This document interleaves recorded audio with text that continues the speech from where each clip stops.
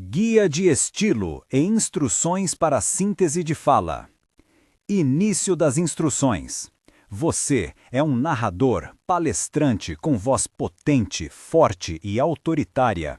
O tom deve ser firme e inabalável.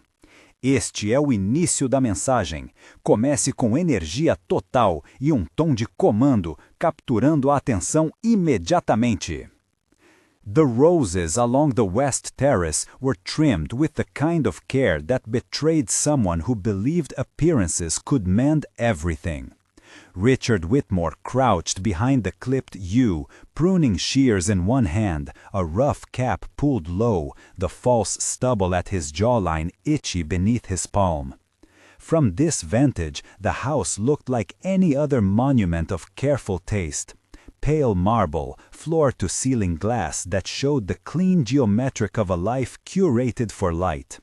Inside, through a smear of condensation on the glass, he could see his daughter Lily folding a paper with the concentration of someone arranging hope into small squares.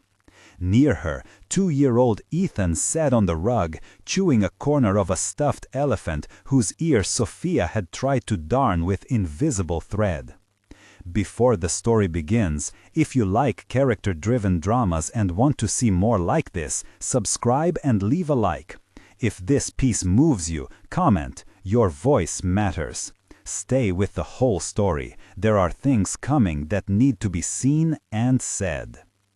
He had told himself it would be observation only. When you are used to making decisions that bend the world, it is easy to believe they can also fix what you have failed to notice. He had not meant to become a watcher in his own home, not in the way that kept him crouched among roses with soil under his nails and a fake name on his lips.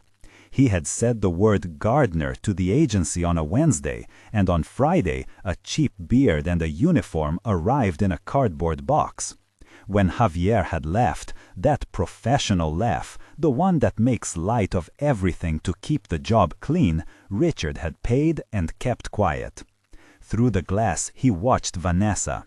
She wore the same public pose she had worn since they both acquired their first social footholds.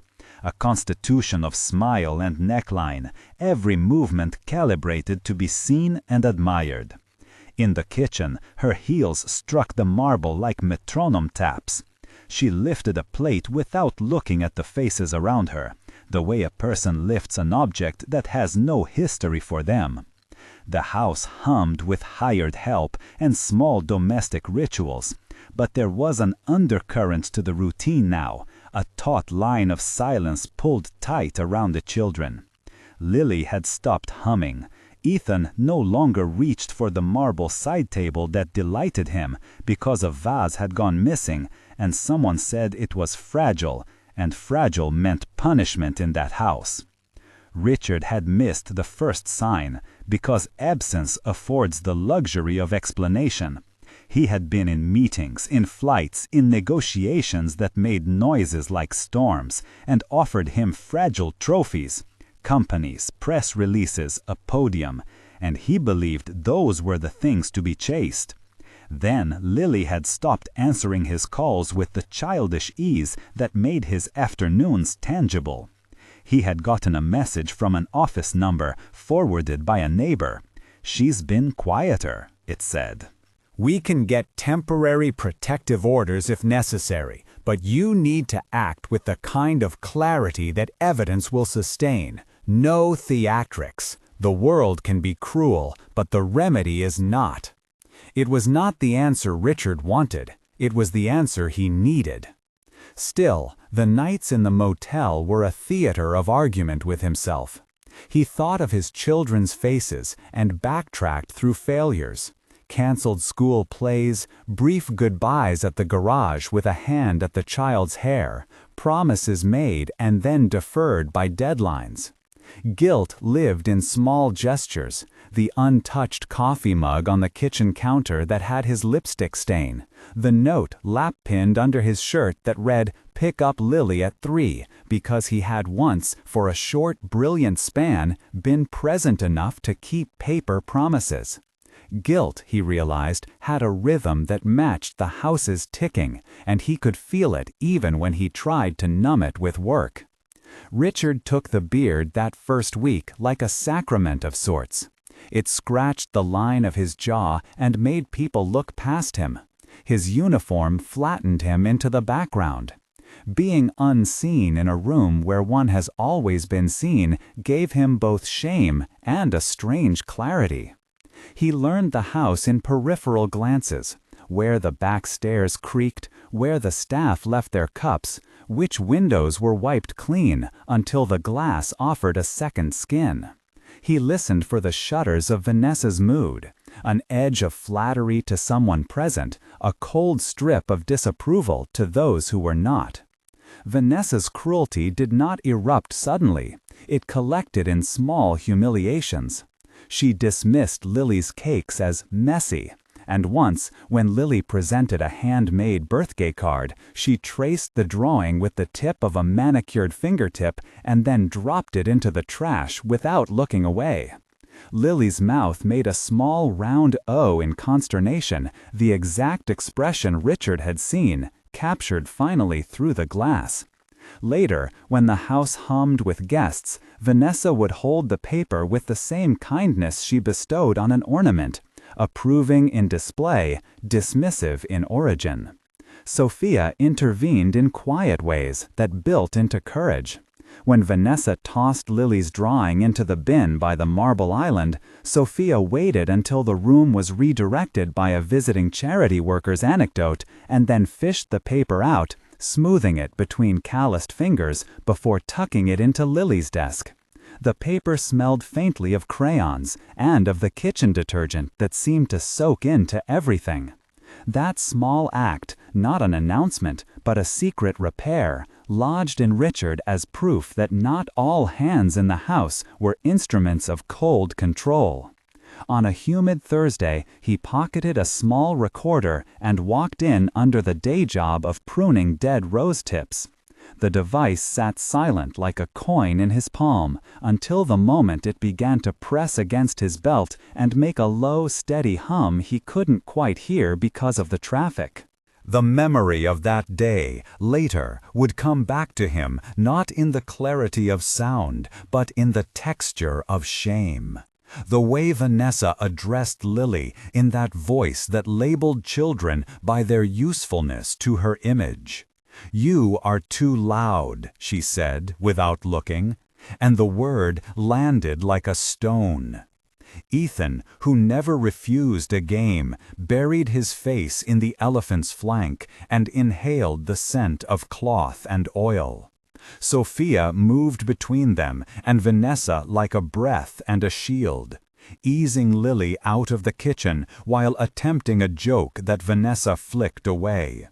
Richard did not record strategy in his head. He recorded snippets of a household. He recorded Vanessa instructing Lily to throw away a tucked-away cookie because we do not keep secrets in this house. He recorded Sophia's always soft correction, "They are hungry, ma'am," and Vanessa's reply, "Let them learn to manage their appetites." There was a coldness in the choice of vocabularies, learn, manage, polish, that made Richard's stomach knot. He listened to the playback alone in his motel one night and felt a churning combination of rage and a profound, unmoored grief. It was one thing to imagine cruelty, it was another to hear it, crisp and almost proud, in the voice of the person who should have been a mother figure. He fought with the legality. He rehearsed a myriad of better choices in his head until clarity arrived, not as a solution, but as a set of priorities. Safety first, evidence second, legal redress third. He called Daniel and left a message that was more than a description. "I have enough," he said simply, and hung up. When the line rang minutes later, Daniel's cadence was that of a man folding law into urgent care. "You need counsel in the house," Daniel said. We can draft protective letters, but listen, if you confront Vanessa publicly, you risk the children being used as pawns. We can get temporary custody orders if the evidence meets the threshold. Send it to me. I will not let you act in rage. It would have been easy to see righteousness as the same speed as impulse. But the law moves as it moves. The heart moves differently. Richard sat in his motel and ran his thumb over a photograph of Lily with a smear of jam at her lip. He remembered the afternoon when she had called him at work to show a prize she'd won, and he had said, "I'm on my way," and then answered with an email to a board instead. That memory lodged like an accusation. Absence had been the most ordinary way he had hurt the children. Now, watching from the roses, he wanted to redeem that absence with an action that did not repeat the harm. He grew to rely on Sophia without ever having told her who he was. She liked his diligent way with the rose bushes, the way he asked the right questions about soil and light, and made the garden smell like something that could be tended.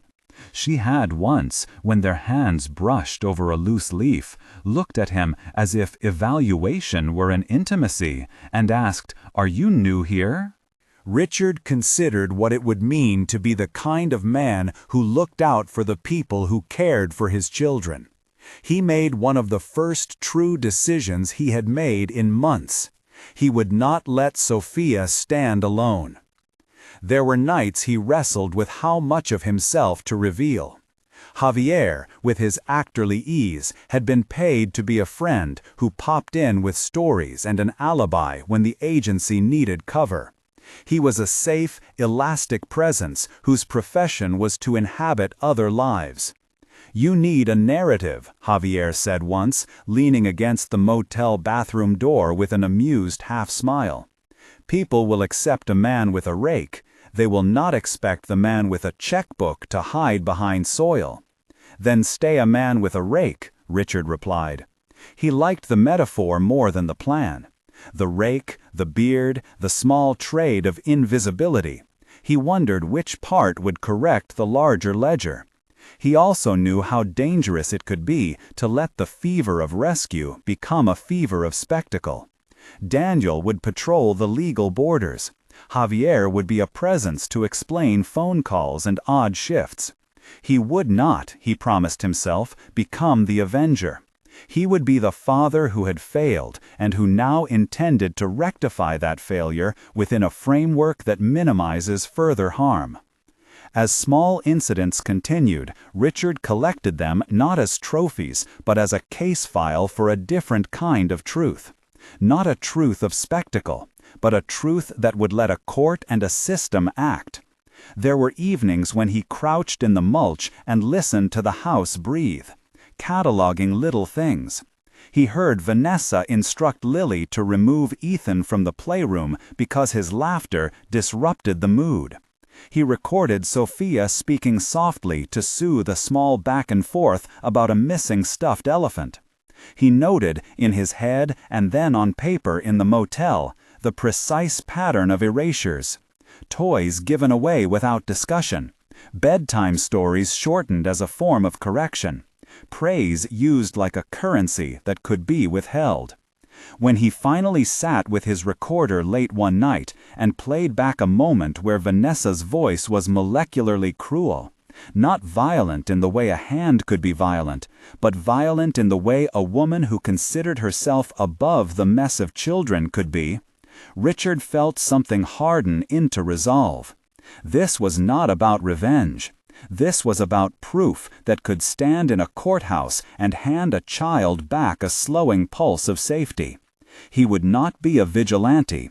He would be a man who used his resources to feed into institutions that could protect. He called Sophia once at dusk, using the agency's internal line and a voice he did not risk softening. "You do what you can in the house," he said. "If you ever need a place or help, tell me. No one should risk their job for compassion." There was a pause on the other line, an uncertain warmth. "Thank you, sir," she said. And in that careful etiquette there was gratitude, fear, and a distance she could not afford to close. When Lily left her drawing on the coffee table the next morning, Vanessa's glance sliced it. "This is clutter," she said. "We will recycle the paper." Sophia waited until Vanessa's back was turned and slid the drawing under Lily's next homework stack. Richard, cutting hedges, felt his hands steady. The small acts of rescue accumulated like soil around a root until there was no denying a plant's presence. He would use the evidence he had gathered, the recordings, Sophia's testimonies, the statements Daniel would help collect, to do what he should have done months ago: protect his children in a way that would stand beyond the house's marble and beyond Vanessa's curated smile. He had not yet decided on the reveal. Daniel advised against spectacle. The law would do what it always did, and intended to be meticulous, not theatrical. But there was an inevitability to a public moment. People in that social circle had their faces and reputations to protect, and those same witnesses would be useful. The idea of confronting Vanessa in front of those who admired her appealed to a part of him that wanted to punish. But another, steadier part insisted on a process. He set the matter aside like a chess move he would not yet make. For the moment, he needed proof that would not be contested. He needed to be able to walk into a courtroom not as a man who had intruded, but as a father whose evidence held water. He sat up late at the motel and put a list together. Witness names, times, the recordings he had, the small anomalies Sophia could corroborate. He was building a case to hand to systems meant to guard against precisely this kind of private cruelty. Outside the motel window, the freeway lit the night like a long, indifferent vein. He rubbed his thumb over Lily's photograph until the paper softened, and he breathed toward a resolution made of law and of care. In the morning he would return to the roses. In the morning he would watch and wait until something else or someone else crossed the line he could no longer tolerate. For now he would trim, he would tend, and he would keep being invisible in a house that had once been his stage of absence. The house exhaled and shifted into a pattern that Richard knew would feed into the next movement of his plan. Vanessa rehearsed a dinner with a charity board. Guests arrived, their laughter forced into templates of civility. Sophia moved between plates, eyes occasionally flicking toward the children with a look that was apology and defiance. Richard felt an odd affection for the woman who polished the world without claiming her trophies. He also felt with a certain clarity the weight of the next step: to gather the people who could make the law move and the witness who could speak without fear. Door closed. Mom mad. The words landed like stones in Richard's hands, each one adding weight to the resolve he had carried in silence. He listened, and as they spoke, he let them keep talking. He asked the sort of small, pointed questions that let a child repeat without realizing the import, the questions that cultivated truth without coercing it. Did it happen a lot? Where did it happen? Who else was there? Their answers were fractured and edged in adult fear, but they were real enough. When he rose, he found Sophia lingering by the door of the greenhouse, her face a respite of careworn lines. "You shouldn't have to live like that," she whispered, and it was not a statement to him, but an admission to herself. "I don't know how to help," she added, the admission hollow with its own limitations. "You helped this way," Richard said. "You let them out." He did not press her further. He knew the cost that awaited her in other quarters of the house. For the children, the immediate thing had to come next: a phone call, a lawyer, a formal removal if necessary. He had delayed that for procedural strength, but the slapping hand and the children's stunned silence had redrawn the border. He pulled his phone from his pocket, thumb finding the number Daniel kept for moments like this. The voice on the other end was quick, then quiet, the legal calm that belonged to men who had practiced crisis. "Now?" Daniel asked, and no question could be smaller. "Now," Richard said.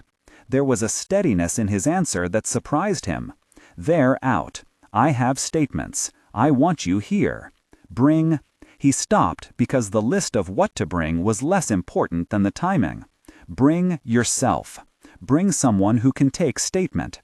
Bring a protective order if you can.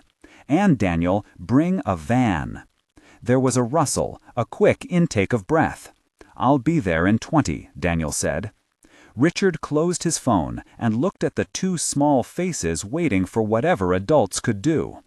"We're going to get you somewhere safe," he promised, though he could not yet see the route that promise would take through the tangled, polite world that Vanessa had built.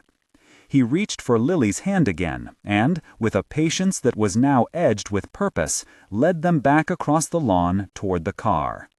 Behind them, through the greenhouse glass, Sophia watched the house, as if seeing it for the first time. A staged room full of guests and charity, of tables arranged to be seen, and not to listen. Vanessa's profile at the window was sharp, a silhouette that measured consequence. She had not yet realized the harvest that would come from a single unguarded motion. When Richard opened the passenger door and settled Lily onto the seat, he felt the recorder's weight like a compass. He had the recording, the children's murmured testimony, and Sophia's small rebellion. He had also Vanessa's denials waiting on the terrace like a storm yet to break. The plan he had planted in soil and patient law now had a sudden sprout, pushed into visibility by a hand that should never have been raised. Daniel's arrival would change the shape of the afternoon into something procedural. For a moment, Richard let himself think of simpler certainties. The two children in the back seat, the hum of tires on asphalt, the fact that a plan could sometimes bend toward immediate mercy. He closed the door and inhaled the scent of the garden, dirt and leaf and the faint sweetness of crushed rosemary, and felt in that sharp inhalation the beginning of the thing he had promised he would be. He started the engine. Then his phone vibrated once. Daniel's name on the screen with an extra line of text. "Police en route. Station notified. Don't move until I arrive, unless situation escalates." Richard folded his hand on the wheel and glanced at the children in the rearview mirror. They were watching the world pass through glass, small islands of quiet. He thought of the seed in the soil, of patient planning, and the sudden shove that forces a tree to be felled or to grow around an obstacle. He had wanted process. He had found rescue instead, and rescue had its own dangerous immediacy. He drove away from the house with the recorder's light a faint pulse against his chest, and Sophia's figure framed in the greenhouse doorway until, at last, the shrubbery swallowed the sight of her, and the house became a polite rectangle behind them. Richard kept his hand steady. He had promised safety. He had begun to make good on it. The rest would be the work of papers, of lawyers, of a moral world that could sometimes be stubbornly slow. For now, there were two small people whose breaths readjusted to a new air, and that would have to be enough to start. Sirens were already a distant thrum when he pulled into a parking lot and waited, the engine idling, the recorder recording, the two children quieting as if the motion itself had the power to soothe. He counted the minutes with the same methodical care with which he had once catalogued evidence in his head. 1. The time for Daniel. 2. The time for the police. 3. The time for the truth to find a place to stand. He did not know in that tense, shaded car how much of the life he had once failed them could be reclaimed. But he did know that the next steps would be taken in the light, not the polite dusk Vanessa preferred. He pressed his thumb against the recorder and whispered, not for a jury or for a courtroom, but for the small mouths in the back seat, "You're safe now." A moment later, the distant wail of sirens rose, and with it the possibility that the house would no longer be a mouth waiting to speak, but a room where consequences were made plain. Richard sat upright and watched the road. He had started the engine. He would not stop until safety had a shape. The sirens drew closer, and then resolved into the steady, bureaucratic rhythm of engines slowing. Lights smeared briefly across the dash as a patrol car turned into the lot. Another followed. Then a discreet but purposeful black SUV that carried a man Richard knew by reputation before he recognized the face. Daniel, more composed than the last time they'd met, wearing the calm of someone who had learned to carry authority without loudness. Daniel jumped out, his jacket already half off, and moved with quick efficiency to the passenger window. His eyes took in the children first, the way Lily's fingers curled at the hem of the blanket, the tight line at the corner of the younger child's mouth, and then came to rest on the recorder's faint red light against Richard's chest. He nodded once, almost imperceptibly, and then turned to the officers behind him. "We've been notified," Daniel said quietly as he opened the door. His voice carried no accusation, it carried a plan. "You two are with me. Sir, you stay with the children." Richard eased the engine down, warily grateful for the order. He handed the recorder to Daniel, while the older man set his jaw and moved with the officers across the lawn toward the greenhouse. Through the windshield, the house looked suddenly smaller, the meticulous arrangements on the terrace as vulnerable as a tablecloth caught by a gust. Vanessa stood framed in the doorway where she had been earlier, as carefully composed as ever. Her smile when she saw the uniformed men was practiced. It did not reach her eyes. "Afternoon," one of the officers said on the steps, his tone neutral but watchful. "We had a report of—" "A misunderstanding," Vanessa interrupted, her voice cool and flat. "I called the charity earlier about paperwork. I am hosting guests. What sort of report implies—" Daniel stepped forward and produced a badge and a court-stamped envelope folded like a hinge of finality. "We have reason to believe 2 minors were subject to coercive behavior and possible abduction from their legal guardian. We're here to ascertain their welfare and to secure statements." He watched Vanessa's face with the patience of someone cataloging a painting for later dissection. Vanessa's composure flickered only for a second, a blink like the sweep of a curtain, before she leaned into the role she knew how to play. "Abduction? That is absurd. These are my friends' children. If there is a complaint, I can show you invitations, the menu." A young woman in a plain vest came through the house doorway behind Vanessa, the social worker Daniel had mentioned on the phone, carrying a tablet and a practiced softness. Her presence annulled Vanessa's theatricality for the moment. The social worker's training made her immune to charm. She greeted the children with the kind of steady voice that belongs to people who have learned to be witnesses and shepherds both. "Are they safe now?" Lily asked from the back seat without turning her head, the words small and efficient like something she'd learned to conserve.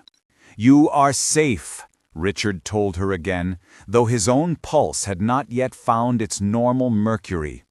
"We're with people who will help." He kept his hands where the children could see them, steady on the wheel, as if the action of holding might tether their small hearts to something like normal, at least for an hour. Daniel played the recording in his palm before the officers had asked. He did not need to explain what it contained. The look on his face rendered enough context. He held the device up, thumb poised, and the first whisper of the children's voices threaded out across the quiet of the terrace like a confession. Vanessa's mouth tightened as recognizable phrases, directives, a clipped denial, the sort of sharp little commands that are not discipline so much as property, escaped the small speaker. She reached for control. Her hands made the old, accustomed motion of someone used to editing perception. "I will not have this invasion," she said. "You cannot just—" "Sir, we are going to need to take statements," one officer said gently.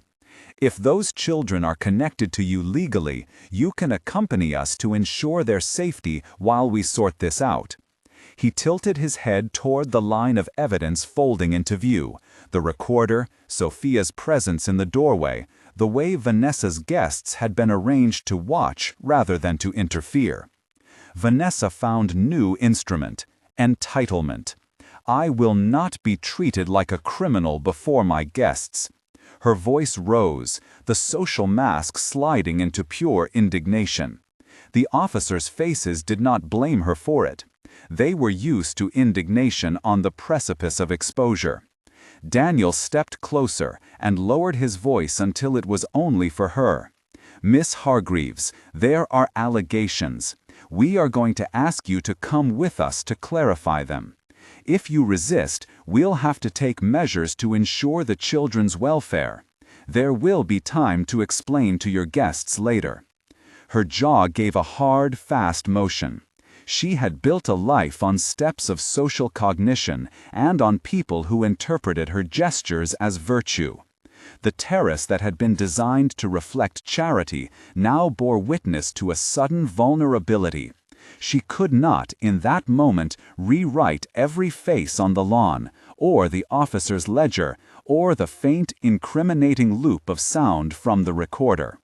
Sophia, who had watched like a small comet against the glass, had moved without the theatrics.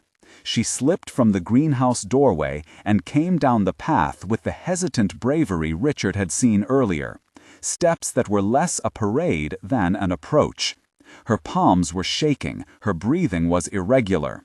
When she reached the group, she did not look at Vanessa. She looked at Daniel and then at the children, and something in her tilt of the head spoke of a confession given freely at last. "She told me not to tell," Sophia murmured, the words thin but steady. "She said they'd ruin everything if it came out." She said they'd ruin everything if it came out. She said I should pretend nothing happened because of the donations. The social worker's face softened. "Thank you. Could you tell us exactly what you saw?" Sophia began, and the voice that had been polite and contained on the other side of the glass became a soft, precise instrument. What she said about the way Vanessa had spoken to the children, the private comments overheard between courses, the careful rearrangements meant to keep them isolated from guests, drew a map of motive that was harder to argue with than the outward image Vanessa projected. There were pauses, there were omissions, but the bones of an abuse of power were there in Sophia's statements, and beneath them the recorder's thin, undeniable corroboration. When the officer asked Vanessa to step aside for questioning, her lips flamed briefly into a smile that did not reach her eyes. "You have no right." "Miss Hargreaves," Daniel said, with the weight of someone who had performed this step many times and had no taste for melodrama, "your cooperation will be noted. Resistance will be noted too. We will be taking statements from all present and conducting a welfare check. We will also secure any recording devices." He nodded at the recorder in his hand. "For the children."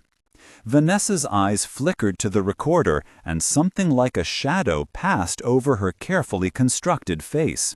"You are making a spectacle," she said, but the words had the brittle quality of paper when rain first touches it. Hands moved with practiced kindness. The children were escorted to the social worker's car where there were blankets and warm, small phrases arranged like medicines. Lily clung briefly to Richard's arm before she let herself be taken into a stranger's care. Richard put his palm to her back the way a person offers a compass. The younger child lingered a moment, then surrendered to the warmth of a seat and a quiet toy. The small ritual of being made safe performed in such a way that its ordinariness seemed itself miraculous. Daniel took the recorder into evidence. He did not brandish it. He set it aside with methodical care, like placing a delicate relic on a cloth. The officers moved through the house with the quiet force of procedure.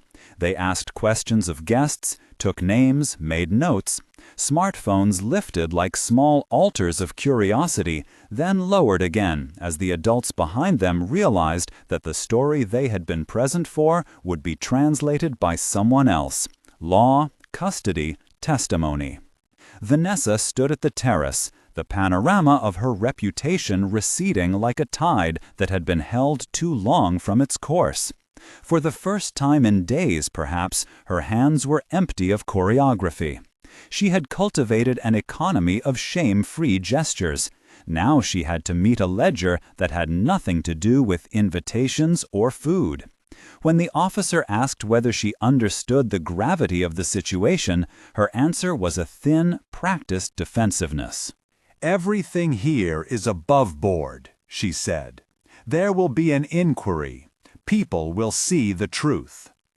Daniel's look was not unkind. "People will see everything that needs to be seen," he said. "For now, we'll protect the children."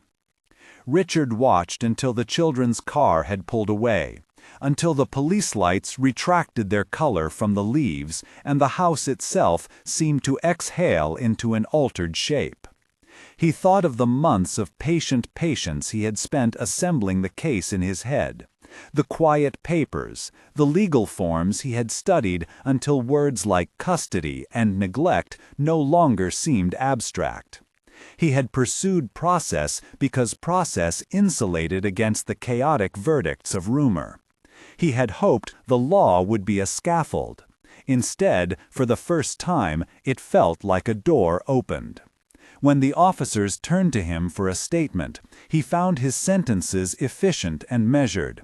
He gave names, the time the children had left the house, the place he had recorded the conversation. He offered the recorder, which was accepted without fanfare. There were follow-up questions about guardianship, about who the children's legal guardian was, about whether Richard had legal standing to remove the children from the house. Richard spoke of his history with them, the quiet failures he had once admitted to, the attempt now to be present. He said, plainly, "I thought they needed to be somewhere else." "You're our witness now," Daniel told him, placing a firm hand on his shoulder. "We'll take a full report, and you'll have to give a statement at the station. Be ready for the questions. Be precise." The station, Richard thought, the paperwork that reshapes lives. He felt the weight of it, the mixture of relief and dread. Vanessa's guests stood clustered in a kind of stunned, awkward ring on the terrace. Some angrier than others, some incredulous that the revealed blemish might be true. Murmurs rose and fell, like an audience disagreeing with a play's sudden plot twist. Sophia remained near Vanessa, but not under her influence. She looked small and newly defined, a figure who had chosen complicity for as long as she needed to, and now refused it. For a moment their eyes met. Vanessa's gaze sought to command, to shape Sophia back into the desirable shadow that had once kept the greenhouse's doors permanently open. Sophia, with a steadiness that seemed to astonish both of them, looked away. "I want to talk more," Sophia said to the social worker, as if to arrange confession and restitution with the same breath. "I'll come in. I'll tell everything." The social worker nodded. "We'll arrange for support," she said. "You won't be alone in this." Richard drove away with his hands still numb from the adrenaline. The recorder's absent weight was now a hollow on his chest, replaced by the slow, mechanical ache of responsibility. The children slept against the soft rise of the car seats, their breaths even and untroubled, the small miracle of sleep. Richard watched a road, effenting of the long, patient legal work ahead. Statements, counsel, temporary custody hearings, perhaps the slow rejuvenation of little lives. He knew the system could be clumsy and cold. He also knew that it was now in motion, that process had been invited into a house that had lived by appearance alone. At the next stoplight, he allowed himself a breath that was not sharp with planning, but shallow with something like relief. He had promised safety, and for now, safety had a shape. 2 children asleep in the back seat, a recorder preserved as evidence, a person who had refused to let the quiet cruelty remain unanswered. The rest, as he kept telling himself, would be paper and hours and the slow, unavoidable truth made public. He pulled on to the main road with the city slanting away in clean rectangles. Ahead, the station waited like a threshold. Behind them, a terrace would have to learn to hold the absence of its masterful host. Richard did not imagine closure in that moment. He imagined a day grounded in facts and the steady, tedious work of justice. Interviews, protective orders, records. He had started an engine. He would not stop until the shape of safety had been made more permanent than the temporary refuge of a car seat. And as the city folded itself around them, Lily stirred and opened her eyes, small and wary. Richard turned in the rearview mirror and met her gaze. "We're going to find a place where you can sleep at night without having to be brave," he said. Lily blinked slowly, as if calibrating the promise against a world that had not always kept them. Her lips curved, a fragile thing, and for the first time in a very long stretch of days, Richard allowed himself to believe that promises, when kept, could make room for the return of ordinary things. A bath, a warm bed, the unremarkable kindness of breakfast without watchful malice.